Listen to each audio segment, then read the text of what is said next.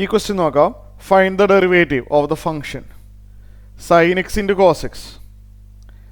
ഇതെങ്ങനെയാണ് ചെയ്യണേന്ന് നമുക്ക് നോക്കാം. ഇവിടെ പറഞ്ഞിരിക്കുന്നത് y equal to sine x into cos x എന്നാണ്. D Y by D X കാണണം. D Y by D X കാണണമെങ്കിൽ ഇത് യു ഇൻറ്റു വി ഫോമിൽ തന്നെയല്ലേ? ഇത് യു ഇൻറ്റു വി ഫോമിലാണ്.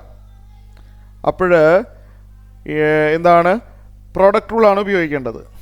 അപ്പോൾ പ്രോഡക്റ്റ് റൂൾ പ്രകാരം എങ്ങനെ വരുത്? യു വിയുടെ ഡെറിവേറ്റീവ് എന്താണെന്ന് ഓർമ്മയുണ്ടോ? U dash V plus U V dash അല്ലേ പ്രോഡക്റ്റ് റൂള്?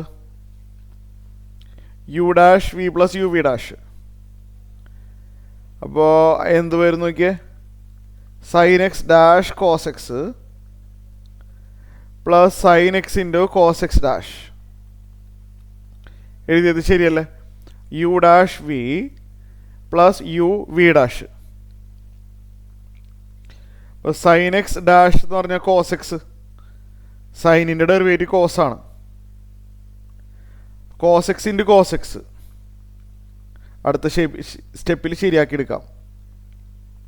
ഇവിടെ സൈൻ എക്സ് ഇൻറ്റു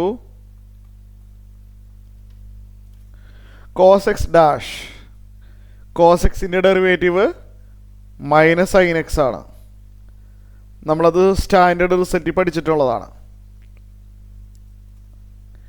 അപ്പോൾ ഇവിടെ cos x into cos x cos square X.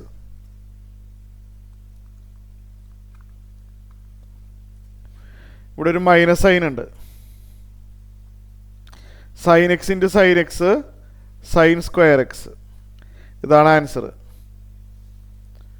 ട്രിഗ്നോമെട്രിയുടെ result ഓർമ്മയുണ്ടെങ്കിൽ വേണമെങ്കിൽ വേറെ രീതിയിൽ എഴുതാം. ഓർമ്മയുണ്ടെങ്കിൽ cos square x minus sine square എക്സിന് കോസ് 2x എന്ന് വേണമെങ്കിൽ എഴുതാം. ഓർമ്മയുണ്ടെങ്കിൽ എഴുതിയാൽ മതി, അല്ലെങ്കിൽ ഇവിടെ വെച്ച് സ്റ്റോപ്പ് ചെയ്യാം. ക്ലിയർ ആയല്ലോ ഇത്?